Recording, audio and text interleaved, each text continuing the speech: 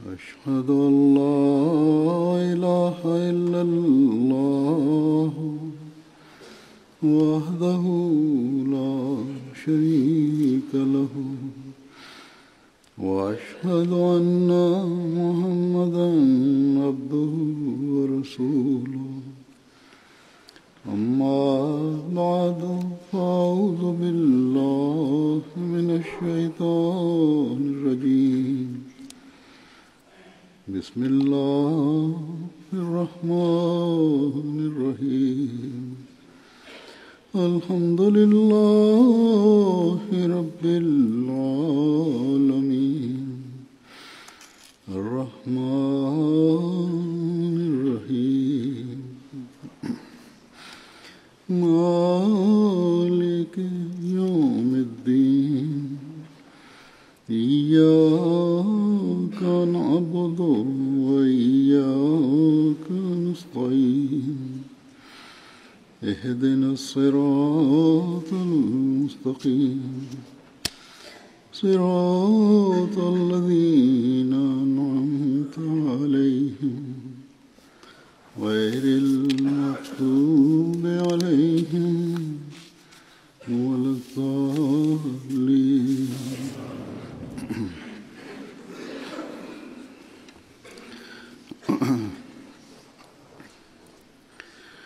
گزشتہ جمعے کے خطبے میں نے حضرت مسیح علیہ الصلوۃ والسلام کا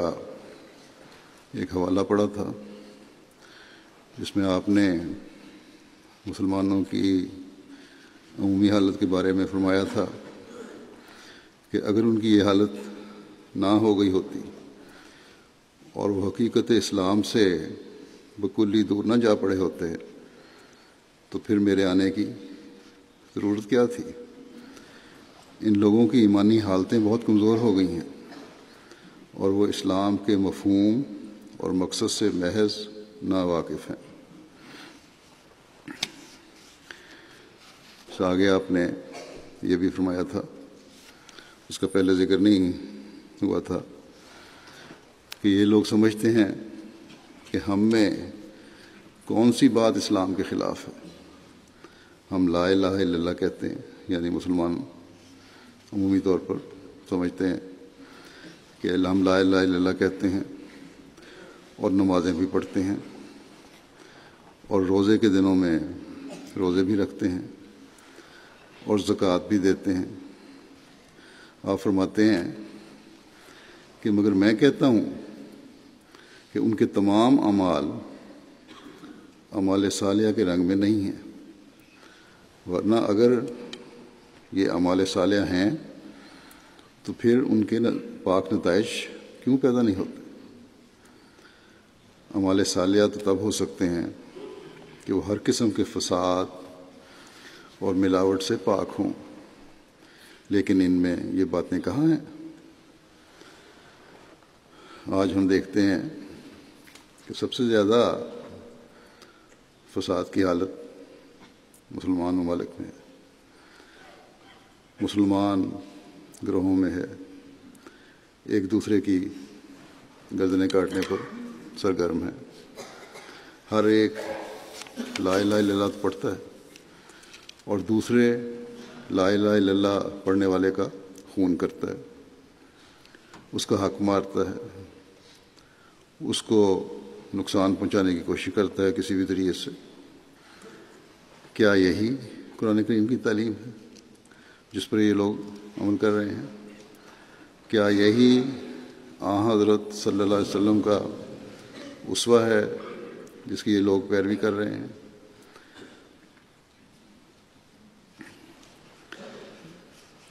آج کل تو ہم دیکھتے ہیں کہ ہر جگہ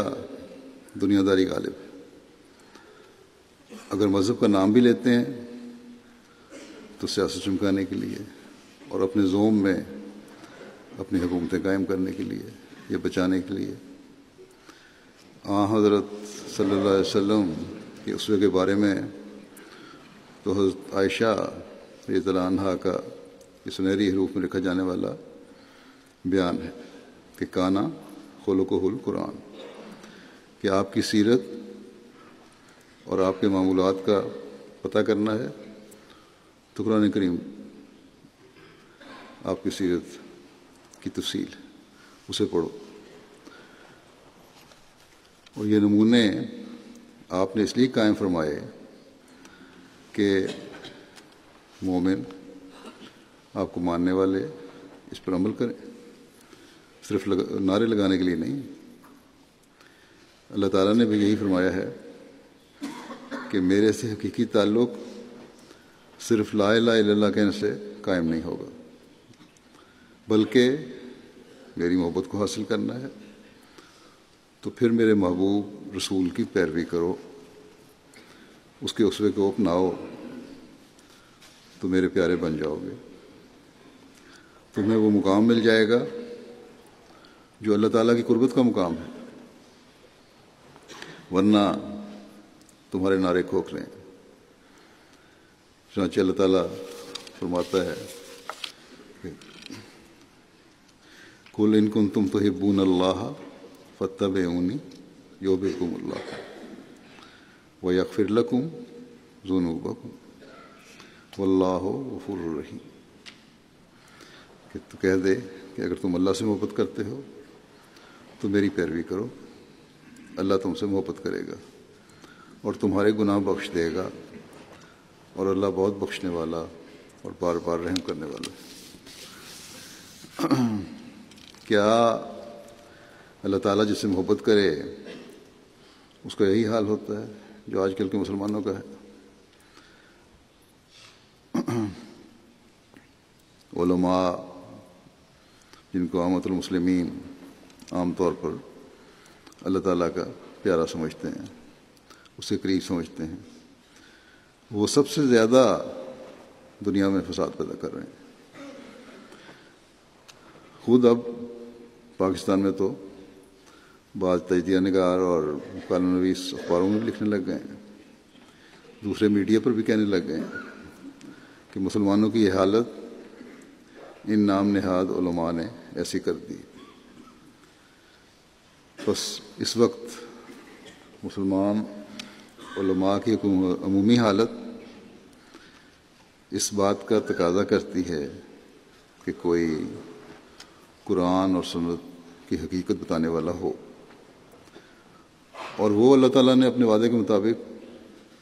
بھیج دیا ہے، لیکن علماء نہ خود اس کی بات سننا چاہتے ہیں نہ عوام کو سننے دیتے ہیں، بلکہ اللہ تعالیٰ کی طرف سے آنے والے کے خلاف کفر کے فتوے دے کر ایک عمومی خوف و ہراس اور فتنہ و فساد کی صورت پیدا کر دی ہے۔ یہ الزام حضرت مسیح علیہ السلام پر ہر روز لگتا ہے کہ آپ نے نعوذ باللہ دنیاوی خواہشات کی تکمیل اور اپنی بڑائی کے لیے جماعت کا قیام کیا۔ بہرحال ہم جانتے ہیں کہ آپ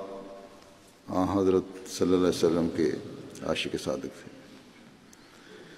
اور آپ صلی اللہ علیہ وسلم کی شریعت کی تکمیل کے لیے ہی اللہ تعالیٰ نے آپ کو بھیجا تھا۔ قرآن کریم کے علوم معارف کا فہم و ادراک آپ کے ذریعے سے ہی ہمیں حاصل ہوا۔ آپ نے ہر موقع پر قرآن کریم کی تعلیم کی روشنی میں ہماری رہنمائی فرمائی، چنانچہ اس آیت قُلْ إِن كُنتُمْ تُحِبُّونَ اللَّهَ فَاتَّبِعُونِي يُحْبِبْكُمُ اللَّهُ کو مختلف مواقع پر مختلف زاویوں اور معانی کے ساتھ آپ نے پیش فرمایا، بیان فرمایا، اور یہی وہ باتیں ہیں جو اللہ تعالیٰ کا قرب دلا کر، اس کا پیارا بنا کر فتنہ و فساد کی حالت سے نکالنے والی بن سکتی ہیں۔ اس کے علاوہ کوئی اور راستہ نہیں مسلمانوں کے لیے اپنی بقا کو قائم رکھنے کے لیے، اپنے ملکوں میں امن قائم رکھنے کے لیے، اسلام کی شان و شوکت کو دنیا پر ظاہر کرنے کے لیے۔ نیک نتائج اس وقت قائم ہوں گے جب حضرت صلی اللہ علیہ وسلم کی حقیقی پیروی ہوگی، ورنہ لا الہ الا اللہ کا نعرہ بھی کھوکھلا ہے اور محمد رسول اللہ کا نعرہ بھی کھوکھلا ہے۔ اس وقت میں بعض اقتباسات لیے ہیں اس آیت کی تشریح میں جو آپ نے فرمائے۔ ایک جگہ آپ فرماتے ہیں کہ مسلمانوں میں اندرونی تفرقے کا موجب بھی یہی حب دنیا ہی ہوئی ہے، کیونکہ اگر محض اللہ تعالیٰ کی رضا مقدم ہوتی تو آسانی سے سمجھ آ سکتا تھا کہ فلاں فرقے کے اصول زیادہ صاف ہیں اور وہ انہیں قبول کر کے ایک ہو جاتے۔ اب جب کہ حب دنیا کی وجہ سے یہ خرابی پیدا ہو رہی ہے تو ایسے لوگوں کو کیسے مسلمان کہا جا سکتا ہے جب کہ ان کا قدم حضرت صلی اللہ علیہ وسلم کے قدم پر نہیں۔ اللہ تعالیٰ نے تو فرمایا تھا کہ قل ان کنتم تحبون اللہ فاتبعونی یحببکم اللہ، یعنی کہو اگر تم اللہ تعالیٰ سے محبت کرتے ہو تو میری اتباع کرو، اللہ تعالیٰ تم کو دوست رکھے گا۔ آپ فرماتے ہیں کہ اب اس حب اللہ کے بجائے اور اتباع رسول اللہ صلی اللہ علیہ وسلم کے بجائے حب الدنیا کو مقدم کیا ہوا ہے۔ کیا یہی حضرت صلی اللہ علیہ وسلم کی اتباع ہے؟ کیا حضرت صلی اللہ علیہ وسلم دنیا دار تھے؟ کیا وہ نعوذ باللہ سود لیا کرتے تھے یا فرائض اور احکام الہی کی بجاوری میں غفلت کیا کرتے تھے؟ کیا آپ میں معاذ اللہ نفاق تھا، مداحنہ تھا؟ دنیا کو دین پر مقدم کرتے تھے؟ غور کرو، اتباع تو یہ ہے کہ آپ صلی اللہ علیہ وسلم کے نقش قدم پر چلو اور پھر دیکھو کہ خدا تعالیٰ کیسے کیسے فضل کرتا ہے۔ لیکن آج کل عملی طور پر جو مسلمانوں کی حالت ہے اور پھر اللہ تعالیٰ کی جو فعلی شہادت اس کے خلاف ہے، وہ اس بات کی گواہ ہے کہ ان کا یہ برا حال ہو رہا ہے۔ ملک لڑ رہے ہیں، غیروں کے پاس جا کے ہم مسلمان ممالک دوسرے مسلمان ممالک کے خلاف لڑنے کے لیے بھیک مانگتے ہیں۔ اب گزشتہ دنوں امریکہ کے صدر نے جو ایران کے خلاف دوبارہ پابندیاں لگانے کا ایک اعلان کیا اور اس کے اوپر کام ہو رہا ہے، اس پہ سارا یورپین یونین، دوسرے ممالک اس کے خلاف ہیں۔ اور یہاں انگلستان میں ایک انگریز کالم لکھنے والے نے لکھا کہ اس امریکہ کی اس حرکت پر، صدر کی حرکت پر ساری دنیا خلاف ہے، سوائے 3 ممالک ایسے ہیں جو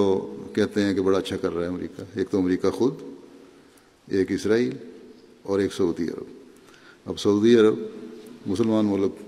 کے خلاف ایک غیر مسلم ملک کو جنگ کرنے کی اجازت دے رہا ہے، بلکہ اس کا ساتھ دے رہا ہے۔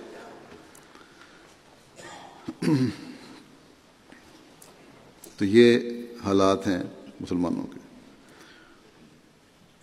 اور اسی کا نقشہ حضرت مسیح علیہ السلام نے کھینچا ہے کہ تم لوگ تو پھٹے ہوئے ہو، اللہ تعالیٰ کے فضلوں کو کس طرح حاصل کر سکتے ہو؟ اس بات کو بیان فرماتے ہوئے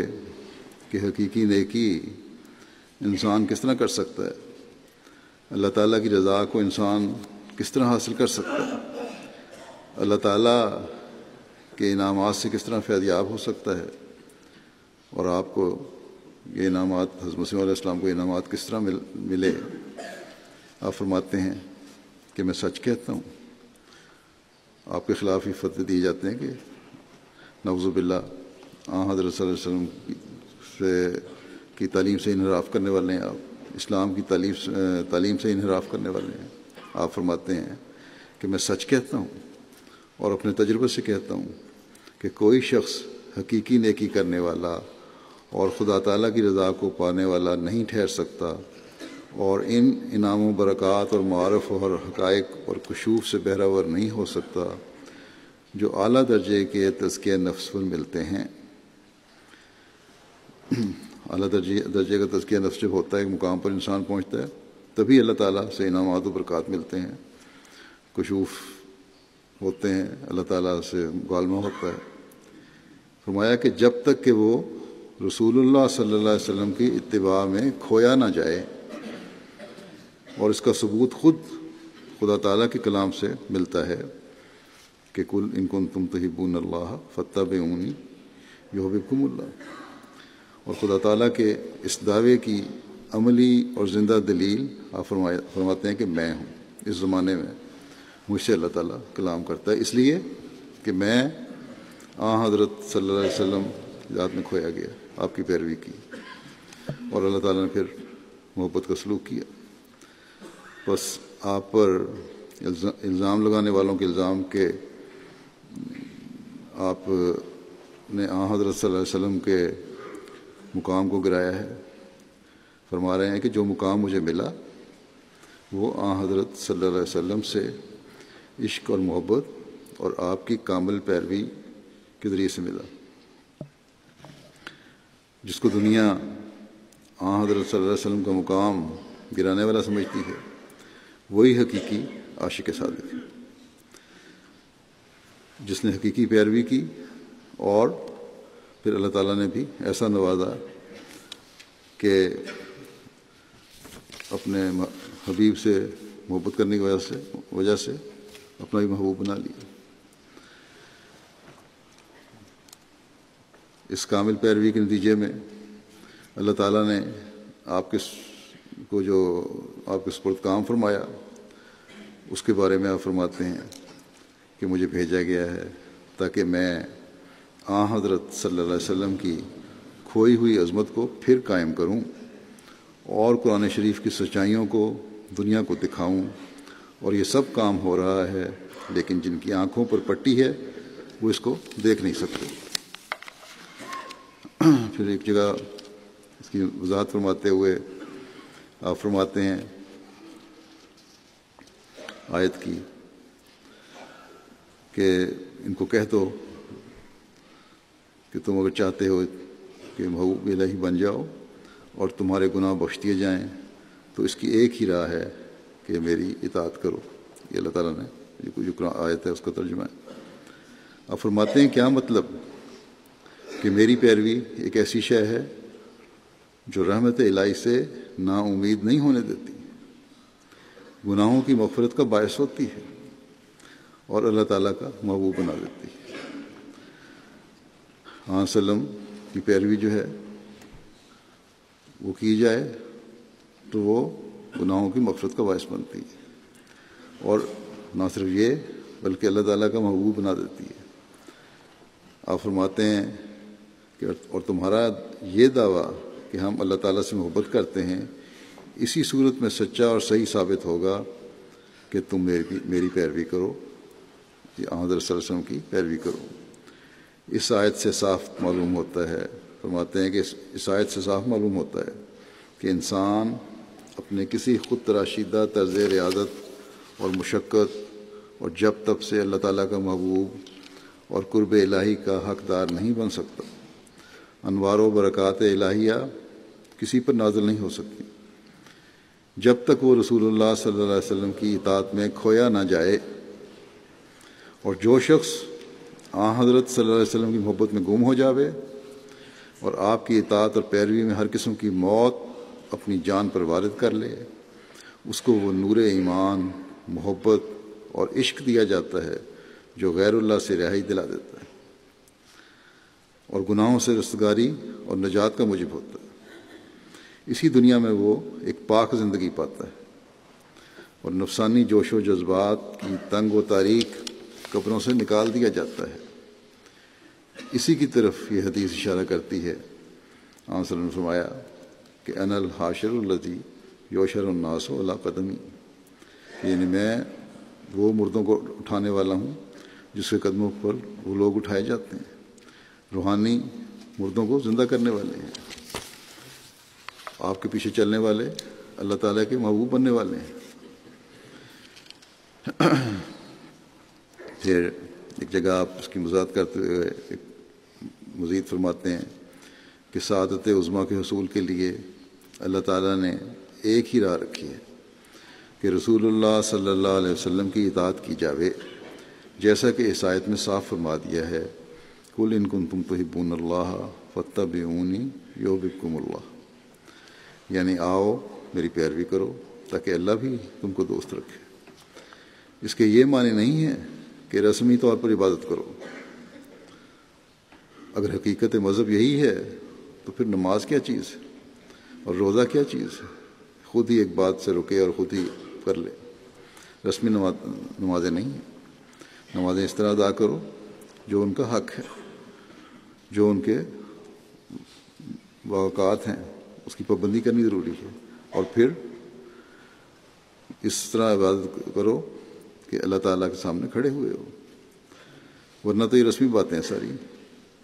فرمایا کہ اسلام محض اس کا نام نہیں ہے، اسلام تو یہ ہے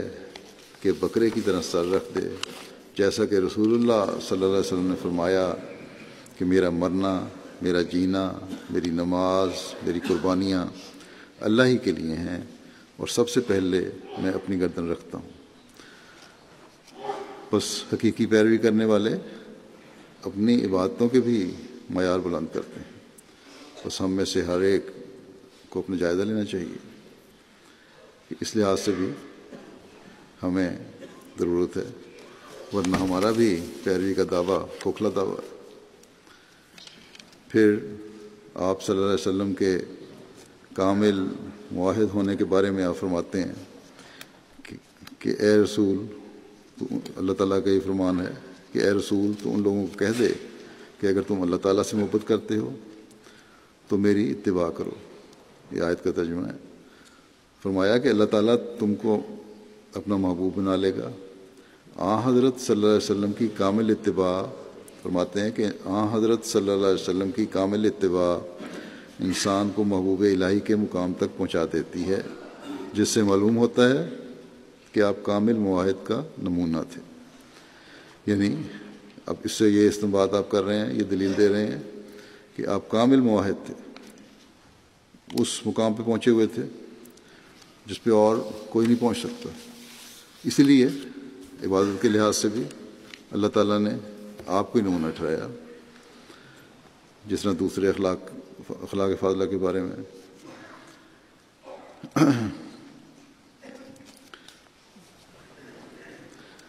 پھر ایک جگہ فرماتے ہیں کہ اللہ تعالیٰ کی محبت کامل طور پر انسان اپنے اندر پیدا نہیں کر سکتا جب تک نبی کریم صلی اللہ علیہ وسلم کے اخلاق اور طرز عمل کو اپنا راہبر اور ہادی نہ بنا لے۔ چنانچہ خود اللہ تعالیٰ نے اس کی بابت فرمایا ہے، قُلْ إِن كُنتُمْ تُحِبُّونَ اللَّهَ فَاتَّبِعُونِي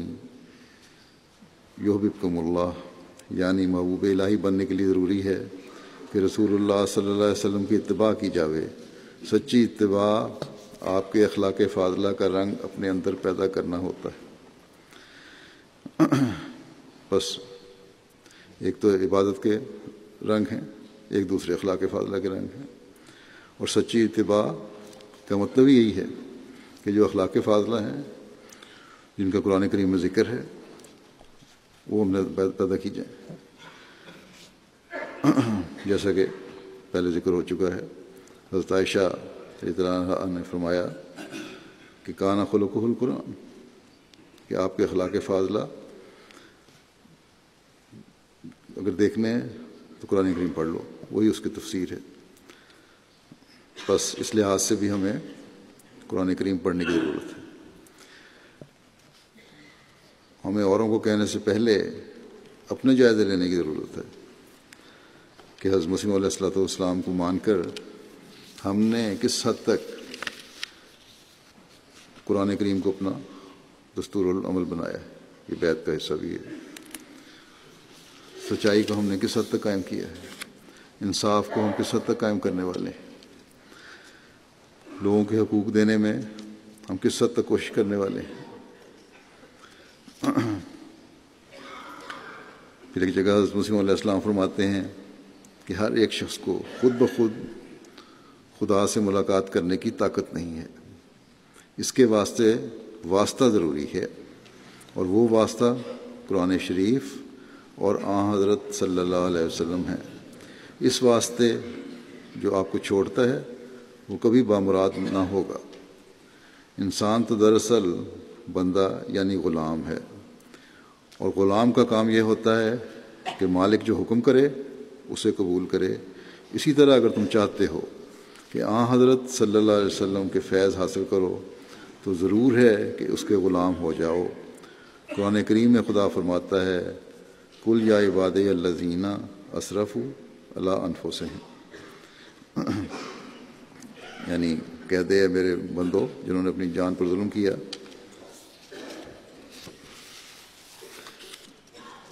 فرمایا کہ اس جگہ بندوں سے مراد غلام ہیں نہ کہ مخلوق۔ رسول کریم صلی اللہ علیہ وسلم کے بندہ ہونے کے واسطے ضروری ہے کہ آپ پر درود پڑھو اور آپ کے کسی حکم کی نافرمانی نہ کرو، وہ سب حکموں پر کاربند رہو جیسے کہ حکم ہے قل ان کنتم تحبون اللہ فاتبعونی یحببکم اللہ، یعنی اگر تم خدا سے پیار کرنا چاہتے ہو اور تو حضرت صلی اللہ علیہ وسلم کے پورے فرمانبردار بن جاؤ اور رسول کریم صلی اللہ علیہ وسلم کی راہ میں فنا ہو جاؤ، تب خدا تم سے محبت کرے گا۔ بس انتہائی گناہ گار بھی، استغفار کرنے والا اور آپ صلی اللہ علیہ وسلم کی پیروی کرنے والا اگر حقیقت میں اپنے آپ میں تبدیلی پیدا کرنا چاہے تو پھر خدا تعالیٰ کا پیارا بن سکتا ہے۔ پھر آپ فرماتے ہیں کہ اللہ تعالیٰ کے خوش کرنے کا ایک یہی طریق ہے کہ حضرت صلی اللہ علیہ وسلم کی سچی فرمانبرداری کی جاوے۔ دیکھا جاتا ہے کہ لوگ طرح طرح کی رسومات میں گرفتار ہیں، کوئی مر جاتا ہے تو قسم قسم کی بدعات اور رسومات کی جاتی ہیں، حالانکہ چاہیے کہ مردے کے حق میں دعا کریں۔ رسومات کی وجہ آوری میں حضرت صلی اللہ علیہ وسلم کی صرف مخالفت ہی نہیں ہے بلکہ ان کی حد تک بھی کی جاتی ہے۔ جو نئی نئی رسمیں پیدا کر لی ہیں یہ صرف آپ کے حکم کی خلاف ورزی نہیں ہے بلکہ یہ ایک لحاظ سے آپ کی حد تک ہے۔ اب جنہوں نے حتیٰ کے رسول کے قانون پاس کیے ہوئے ہیں وہ سب سے بڑھ کے ان بدعات میں ملوث ہیں۔ آپ فرماتے ہیں اور وہ اس طرح کہ گویا حضرت صلی اللہ علیہ وسلم یہ حد تک کس طرح کی جاتی ہے کہ گویا حضرت صلی اللہ علیہ وسلم کو کافی نہیں سمجھا جاتا، اور اگر کافی خیال کرتے تو اپنی طرف سے رسومات کے گھڑنے کی کیا ضرورت پڑتی۔ بس یہ ان لوگوں کو جو ہمارے خلاف کفر کے فتوے دیتے ہیں اپنے گریبان میں جھانکنے کی ضرورت ہے۔ پھر آپ فرماتے ہیں ایک جگہ اگر تم اللہ تعالیٰ سے محبت کرتے ہو، اللہ تعالیٰ فرماتا ہے صلی اللہ علیہ وسلم نے فرمایا کہ اگر تم اللہ تعالیٰ سے محبت کرتے ہو تو میری اتباع کرو، اس اتباع کا نتیجہ یہ ہوگا کہ اللہ تعالیٰ تم سے محبت کرے گا اور تمہارے گناہوں کو بخش دے گا۔ آپ فرماتے ہیں پس اب اس آیت سے ثابت ہوتا ہے کہ جب تک انسان کامل متبع حضرت صلی اللہ علیہ وسلم کا نہیں ہوتا وہ اللہ تعالیٰ سے فیوض و برکات پا نہیں سکتا، اور وہ معرفت اور بصیرت جو اس کی گناہ آلود زندگی اور نفسانی جذبات کی آگ کو ٹھنڈا کر دے عطا نہیں ہوتی۔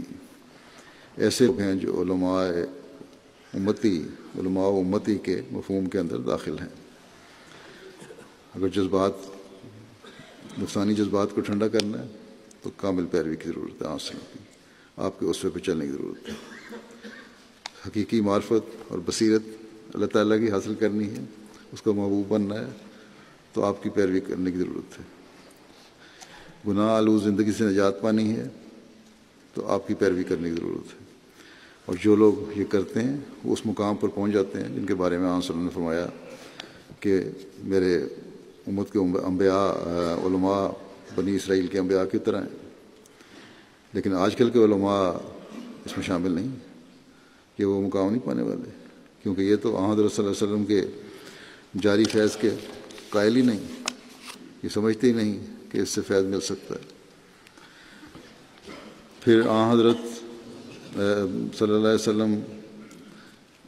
کا مقام کے بارے میں آپ فرماتے ہیں کہ آپ کا سب سے بڑا مقام تو یہ تھا کہ آپ محبوب الہی تھے،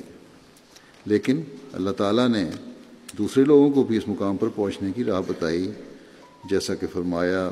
قل ان کنتم تحبون اللہ فاتبعونی یحببکم اللہ، یعنی ان کو کہہ دو کہ اگر تم چاہتے ہو کہ محبوب الہی بن جاؤ تو میری اتباع کرو اور اللہ تعالیٰ تم کو اپنا محبوب بنا لے گا۔ یہ اعلان کروایا حضرت صلی اللہ علیہ وسلم سے اللہ تعالیٰ نے۔ فرماتے ہیں کہ اب غور کرو کہ حضرت صلی اللہ علیہ وسلم کی کامل اتباع محبوب الہی تو بنا دیتی ہے، پھر اور کیا چاہیے؟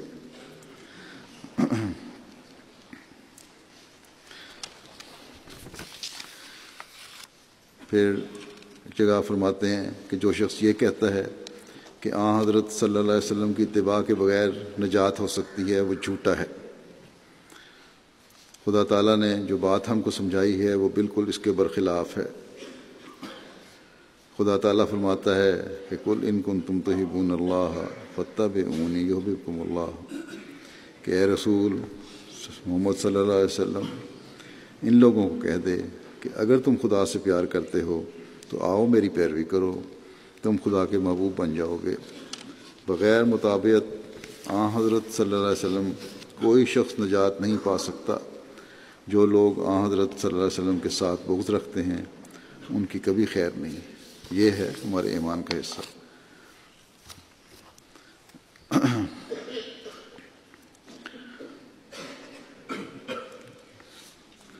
حضرت صلی اللہ علیہ وسلم کا مقام کے بارے میں ایک عیسائی سے آپ کی بحث ہو رہی تھی، سوال جواب ہو رہے تھے۔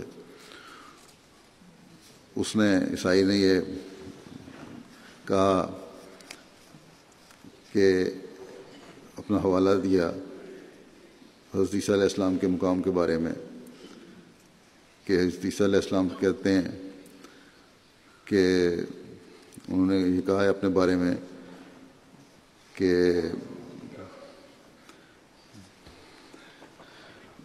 میرے پاس آؤ تم جو تھکے اور ماندے ہو کہ میں تمہیں آرام دوں گا۔ اور یہ بھی کہا عیسیٰ علیہ السلام نے کہ میں روشنی ہوں اور میں راہ ہوں، میں زندگی اور راستی ہوں، یعنی میں روشنی ہوں، میں رستہ ہوں، دکھانے والا ہوں، میں زندگی دینے والا ہوں، میرے پاس آؤ۔ تو عیسائی نے سوال کیا کہ کیا بانی اسلام یعنی حضرت صلی اللہ علیہ وسلم نے یہ کلمات یا ایسے کلمات کسی جگہ اپنی طرف منسوب کیے ہیں؟ حضرت مسیح علیہ السلام نے اس کے جواب میں فرمایا کہ قرآن شریف میں صاف فرمایا گیا ہے کہ قل ان کنتم تحبون اللہ فاتبعونی یحببکم اللہ، یعنی ان کو کہہ دے کہ اگر خدا سے محبت رکھتے ہو تو آؤ میری پیروی کرو تا خدا بھی تم سے محبت کرے اور تمہارے گناہ بخشے۔ فرمایا کہ یہ وعدہ کہ میری پیروی سے انسان خدا کا پیارا بن جاتا ہے مسیح کے گزشتہ اقوال پر غالب ہے، کیونکہ اس سے بڑھ کر کوئی مقام نہیں کہ انسان خدا کا پیارا ہو جائے۔ مسیح نے تو یہ کہا تھا روشنی پاؤ۔ اللہ تعالیٰ نے یہاں فرمایا وسلم کو کہ آپ اعلان کریں کہ جو میری پیروی کرے گا وہ اللہ کا محبوب بن جائے گا اور گناہ بھی بخشے جائیں گے۔ فرماتے ہیں کہ پس جس کی راہ پر چلنا انسان کو محبوب الہی بنا دیتا ہے، اس سے زیادہ کس کا حق ہے کہ اپنے تئیں روشنی کے نام سے معصوم کرے۔ یہ وہ زمانہ تھا جب ہر طرف عیسائی پادری عیسائیت کی تبلیغ کر رہے تھے۔ ہندوستان میں لاکھوں مسلمان عیسائی ہو چکے تھے۔ مسلمان علماء اور دوسرے لیڈروں کو توفیق نہیں تھی کہ اسلام کا دفاع کر سکیں اور حضرت صلی اللہ علیہ وسلم کے مقام اور شان کو ایسے رنگ میں بیان کریں کہ غیر مسلموں کے منہ بند ہو سکیں۔ ایسے وقت میں حضرت مسیح علیہ السلام نے ان کا مقابلہ کیا۔ آپ ہی تھے جنہیں اللہ تعالیٰ نے اسلام اور حضرت صلی اللہ علیہ وسلم کی شان دنیا کے سامنے پیش کرنے کے لیے بھیجا تھا۔ اور پھر ہندوستان کی تاریخ گواہ ہے کہ عیسائی پادریوں کے اسلام پر حملے کو اللہ تعالیٰ کے اس پہلوان نے، اس جری اللہ نے دلائل و براہین سے روکا، اور نہ صرف روکا بلکہ پسپا کیا۔ اور اس بات کا اظہار اس وقت کے مسلمانوں نے کیا، بہت تاریخ میں ہمیں ملتا ہے۔ بلکہ اس زمانے کے علماء جو ہمارے مخالف ہیں انہوں نے بھی اس بات کا اقرار کیا۔ چنانچہ چند سال پہلے اب ڈاکٹر اسرار الحق فوت ہو گئے ہیں، انہوں نے بھی اس بات کا اقرار کیا تھا کہ اس زمانے میں حقیقت میں اسلام کا دفاع حضرت مرزا غلام احمد قادیانی علیہ السلام نے کیا تھا۔ بہرحال یہ ایک حقیقت ہے کہ جس طرح آپ نے اسلام اور حضرت صلی اللہ علیہ وسلم کی شان کو بلند کیا، کسی اور مسلمان عالم کو اس کی توفیق نہیں ملی۔ پھر قل ان کنتم سے حضرت عیسیٰ علیہ السلام کی وفات کا بھی خوبصورت استدلال آپ نے پیش فرمایا۔ عربوں میں تو خاص طور پر حضرت عیسیٰ علیہ السلام کو آسمان پر زندہ اب بھی سمجھا جاتا ہے، اور بڑا راسخ نظریہ ہے ان کا۔ بہرحال اس کو رد کرتے ہوئے اس دلیل سے آپ فرماتے ہیں کہ میرے نزدیک مومن وہی ہوتا ہے جو آپ کی اتباع کرتا ہے اور وہی کسی مقام پر پہنچتا ہے، جیسا کہ خود اللہ تعالیٰ نے فرما دیا ہے قل ان کنتم تحبون اللہ فاتبعونی یحببکم اللہ، یعنی کہہ دو کہ اگر تم اللہ تعالیٰ کو محبت کرتے ہو تو میری اتباع کرو تاکہ اللہ تمہیں اپنا محبوب بنا لے۔ اور فرماتے ہیں کہ محبت کا تقاضا تو یہ ہے کہ محبوب کے فعل کے ساتھ خاص معانست ہو، خاص انس ہو، ایک تعلق ہو، اور مرنا فرماتے ہیں کہ اور مرنا حضرت صلی اللہ علیہ وسلم کی سنت ہے، یعنی آپ کی وفات ہوئی، آپ نے مر کر دکھا دیا۔ پھر کون ہے جو زندہ رہے یا زندہ رہنے کی آرزو کرے یا کسی اور کے لیے تجویز کرے کہ وہ زندہ رہے؟ آپ کو ماننے والے تو نہ زندہ رہ سکتا، کوئی زندہ نہیں رہ سکتا، نہ کوئی آرزو کرے گا اگر حقیقی طور پر آپ کو ماننے والا ہے، اور نہ ہی اس کو کسی اور کے زندہ رہنے کے نظریے پر یقین رکھنا چاہیے۔ آپ فرماتے ہیں کہ محبت کا تقاضا تو یہی ہے کہ آپ کی اتباع میں ایسا گم ہو کہ اپنے جذبات نفس کو تھام لے اور یہ سوچ لے کہ میں کس کی امت ہوں۔ ایسی صورت میں جو شخص حضرت عیسیٰ علیہ السلام کی نسبت یہ عقیدہ رکھتا ہے کہ وہ اب تک زندہ ہیں، وہ کیوں کر آپ صلی اللہ علیہ وسلم کی محبت اور اتباع کا دعویٰ کر سکتا ہے؟ اس لیے کہ آپ کی نسبت وہ گوارا کرتا ہے کہ مسیح کو افضل قرار دیا جاوے اور آپ کو مردہ کہا جاوے، مگر اس کے لیے پسند کرتا ہے کہ زندہ یقین کیا جاوے۔ ایک طرف دعویٰ حضرت وسلم کی محبت کا، آپ کی اتباع کا، دوسرا یہ کہہ کر کے مسیح زندہ ہے اس کو افضل قرار دیا جا رہا ہے۔ بس آج حضرت مسیح موعود علیہ السلام ہی ہیں جنہوں نے ہر لحاظ سے اسلام اور حضرت صلی اللہ علیہ وسلم کا دفاع کیا ہے اور آپ کی شان کو بلند فرمایا ہے، اور یہی آپ کی بعثت کا مقصد تھا جس پر علماء کو ہر وقت اعتراض رہتا ہے۔ اس بات کو بیان فرماتے ہوئے کہ زندہ نبی حضرت صلی اللہ علیہ وسلم ہیں، آپ فرماتے ہیں غور کر کے دیکھو کہ جب یہ لوگ خلاف قرآن و سنت کہتے ہیں کہ حضرت عیسیٰ زندہ آسمان پر بیٹھے ہیں تو پادریوں کو نکتہ چینی کا موقع ملتا ہے اور وہ جھٹ پٹ کہہ اٹھتے ہیں کہ تمہارا پیغمبر مر گیا اور معاذ اللہ وہ زمینی ہے، اور یہی کچھ ٹی وی چینلوں پہ ہوتا رہا ہے جس پر عرب دنیا میں بڑا بے چینی پیدا ہوتی رہی۔ آخرکار جب ہماری دلیلیں سنی، حوار کے پروگرام سنے، ایم ٹی اے پر عربی پروگرام سنے، تب بہت سارے لوگوں نے اس کو پسند کیا اور ان دلائل کے قائل ہوئے، لیکن علماء پھر بھی قائل نہیں ہو رہے۔ آپ فرماتے ہیں کہ حضرت عیسیٰ زندہ اور آسمانی ہے، اور اس کے ساتھ ہی حضرت صلی اللہ علیہ وسلم کی توہین کر کے کہتے ہیں کہ وہ مردہ ہے۔ یہ باتیں جو ہیں ان کی کہ وہ جھٹ کہتے ہیں کہ تمہارا پیغمبر مر گیا، معاذ اللہ وہ زمینی ہے،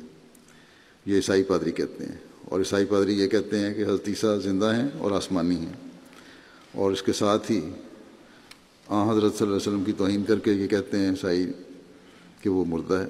یہی ان کا پروپیگنڈا ہوتا رہا ہے۔ آپ فرماتے ہیں کہ سوچ کر بتاؤ کہ وہ پیغمبر جو افضل الرسل اور خاتم الانبیاء ہے، ایسا اعتقاد کر کے اس کی فضیلت اور خاتمیت کو یہ لوگ بٹا نہیں لگاتے؟ ضرور لگاتے ہیں، اور حضرت صلی اللہ علیہ وسلم کی توہین کا ارتکاب کرتے ہیں۔ آپ فرماتے ہیں کہ میں یقین رکھتا ہوں کہ پادریوں سے جس قدر توہین ان لوگوں نے اسلام کی کرائی ہے، یعنی ان لوگ مسلمانوں نے جو یہ نظریہ رکھتے ہیں کہ حضرت عیسیٰ زندہ ہیں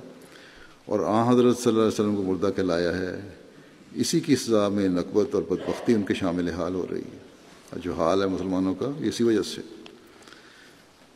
آپ فرماتے ہیں کہ ایک طرف تو منہ سے کہتے ہیں کہ وہ افضل الانبیاء ہیں، یعنی حضرت صلی اللہ علیہ وسلم سب انبیاء سے افضل ہیں، اور دوسری طرف اقرار کر لیتے ہیں کہ 63 سال کے بعد مر گئے اور اب تک زندہ ہے اور نہیں مرا، حالانکہ اللہ تعالیٰ حضرت صلی اللہ علیہ وسلم کو فرماتا ہے وَكَانَ فَضْلُ اللَّهِ عَلَيْكَ عَظِيمًا، کہ اللہ تعالیٰ کا تجھ پر بہت بڑا فضل ہے۔ پھر کیا یہ ارشاد الہی غلط ہے؟ نہیں، فرماتے ہیں نہیں، یہ بالکل درست ہے اور صحیح ہے۔ وہ جھوٹے ہیں جو کہتے ہیں کہ حضرت صلی اللہ علیہ وسلم مردہ ہیں، اس سے بڑھ کر کوئی کلمہ توہین کا نہیں ہو سکتا۔ حقیقت یہی ہے کہ حضرت صلی اللہ علیہ وسلم میں ایسی فضیلت ہے جو کسی نبی میں نہیں ہے۔ میں اس کو عزیز رکھتا ہوں کہ حضرت صلی اللہ علیہ وسلم کی حیات کو جو شخص بیان نہیں کرتا وہ میرے نزدیک کافر ہے۔ آپ فرماتے ہیں کس قدر افسوس کی بات ہے کہ جس نبی کی امت کہلاتے ہیں اسی کو معاذ اللہ مردہ کہتے ہیں، اور اس نبی کو جس کی امت کا خاتمہ ضربت علیہم الذلۃ والمسکنہ پر ہوا ہے، یعنی ان پر ذلت اور مسکینی کی مار ڈالی گئی تھی، اسے زندہ کہا جاتا ہے۔ اس بات کو بیان کرنے کے بعد کہ حضرت صلی اللہ علیہ وسلم سے پہلے کوئی بھی اب نبی جو پہلے آ چکے تھے نہیں آ سکتا، اب نہ عیسیٰ علیہ السلام آ سکتے ہیں، وہ تو حضرت موسیٰ علیہ السلام کی قوم کے نبی تھے، وہ فوت ہو گئے، اور ان کی امت کا اب کوئی نبی نہیں آ سکتا حضرت موسیٰ کی۔ پھر آپ بیان فرماتے ہیں کہ یہ فیض اب حضرت صلی اللہ علیہ وسلم کے ذریعے سے اور آپ کی پیروی سے ہی جاری ہو سکتا ہے، اور ہوا ہے، کیونکہ آپ ہی زندہ نبی ہیں حضرت صلی اللہ علیہ وسلم۔ چنانچہ اس زمانے میں حضرت صلی اللہ علیہ وسلم کی پیروی میں اللہ تعالیٰ نے آپ کو مسیح موعود اور مہدی موعود بنا کر بھیجا ہے، جس کا درجہ حضرت صلی اللہ علیہ وسلم کے تابع نبی کا اور غیر شرعی نبی کا ہے۔ اچھا آپ فرماتے ہیں کہ میں نے محض خدا کے فضل سے، نہ اپنے کسی ہنر سے، اس نعمت سے کامل حصہ پایا ہے جو مجھ سے پہلے نبیوں اور رسولوں اور خدا کے برگزیدوں کو دی گئی تھی، اور میرے لیے اس نعمت کا پانا ممکن نہ تھا اگر میں اپنے سید و مولا فخر الانبیاء اور خیر الورا حضرت محمد مصطفیٰ صلی اللہ علیہ وسلم کی راہوں کی پیروی نہ کرتا۔ سو میں نے جو کچھ پایا اس پیروی سے پایا، اور میں اپنے سچے اور کامل علم سے جانتا ہوں کہ کوئی انسان بجز پیروی اس نبی صلی اللہ علیہ وسلم کے خدا تک نہیں پہنچ سکتا اور نہ معرفت کاملہ کا حصہ پا سکتا ہے۔ اور میں اس جگہ یہ بھی بتاتا ہوں کہ وہ کیا چیز ہے کہ سچی اور کامل پیروی حضرت صلی اللہ علیہ وسلم کے بعد سب باتوں سے پہلے دل میں پیدا ہوتی ہے۔ سو یاد رہے کہ وہ قلب سلیم ہے، یعنی دل سے دنیا کی محبت نکل جاتی ہے اور دل ایک ابدی اور لازوال لذت کا طالب ہو جاتا ہے۔ پھر بعد اس کے ایک مصفہ اور کامل محبت الہی باعث اس قلب سلیم کے حاصل ہوتی ہے۔ جب دنیا کی محبت مل جاتی ہے تو پھر محبت الہی حاصل ہوتی ہے، اور یہ سب نعمتیں حضرت صلی اللہ علیہ وسلم کی پیروی سے بطور وراثت ملتی ہیں، جیسا کہ اللہ تعالیٰ خود فرماتا ہے قُلْ إِن كُنتُمْ تُحِبُّونَ اللَّهَ فَاتَّبِعُونِي يُحْبِبْكُمُ اللَّهُ، یعنی ان کو کہہ دے کہ اگر تم خدا سے محبت کرتے ہو تو آؤ میری پیروی کرو تا خدا بھی تم سے محبت کرے۔ بلکہ یک طرفہ محبت کا دعویٰ بالکل ایک جھوٹ اور لاف و گزاف ہے۔ جب انسان سچے طور پر خدا تعالیٰ سے محبت کرتا ہے تو خدا بھی اس سے محبت کرتا ہے، تب زمین پر اس کے لیے ایک قبولیت پھیلائی جاتی ہے اور ہزاروں انسانوں کے دلوں میں ایک سچی محبت اس کی ڈال دی جاتی ہے اور ایک قوت جذب اس کو عنایت ہوتی ہے، اور ایک نور اس کو دیا جاتا ہے جو ہمیشہ اس کے ساتھ ہوتا ہے۔ چنانچہ یہی دیکھ لیں، اب دور دراز بیٹھے ہوئے افریقن ممالک میں بھی یہ محبت اللہ تعالیٰ ڈالتا ہے، جو لاکھوں لوگ احمدیت میں شامل ہو رہے ہیں، حضرت مسیح علیہ السلام کو مان رہے ہیں۔ آپ فرماتے ہیں جب ایک انسان سچے دل سے خدا سے محبت کرتا ہے اور تمام دنیا پر اس کو اختیار کر لیتا ہے، اور غیر اللہ کو عظمت اور وجاہت اس کے دل میں باقی نہیں رہتی، بلکہ سب کو ایک مرے ہوئے کیڑے سے بھی بدتر سمجھتا ہے، تب خدا جو اس کے دل کو دیکھتا ہے ایک بھاری تجلی کے ساتھ اس پر نازل ہوتا ہے،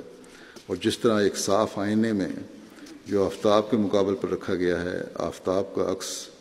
ایسے پورے طور پر پڑتا ہے کہ مجاز اور استعارے کے رنگ میں کہہ سکتے ہیں کہ وہی آفتاب جو آسمان پر ہے اس آئینے میں بھی موجود ہے۔ ایسا ہی خدا ایسے دل پر اترتا ہے اور اس کے دل کو اپنا عرش بنا لیتا ہے۔ یہی وہ امر ہے جس کے لیے انسان پیدا کیا گیا ہے۔ بس آپ حضرت صلی اللہ علیہ وسلم کے کامل عاشق اور آپ کی پیروی کرنے والے تھے، جس کی وجہ سے خدا تعالیٰ نے آپ سے محبت کی اور مسیح موعود اور مہدی موعود اور تابع نبی ہونے کا اعزاز بخشا۔ اللہ تعالیٰ ہمیں آپ کو ماننے کے بعد اس کی قدر کرنے کی بھی توفیق عطا فرمائے، اور ہمیں بھی حضرت صلی اللہ علیہ وسلم کا کامل پیروی کرنے والا بنائے۔ ہمیں ہر ایک کو اپنی اپنی استعدادوں اور صلاحیتوں کے مطابق حضرت صلی اللہ علیہ وسلم کے اسوے پر چلنے کی اور آپ کی پیروی کرنے کی توفیق عطا فرمائے، اور مسلمانوں کو بھی توفیق دے کہ وہ حضرت صلی اللہ علیہ وسلم کے ساتھ کے ساتھ کو پہچاننے والے اور ماننے والے بنیں۔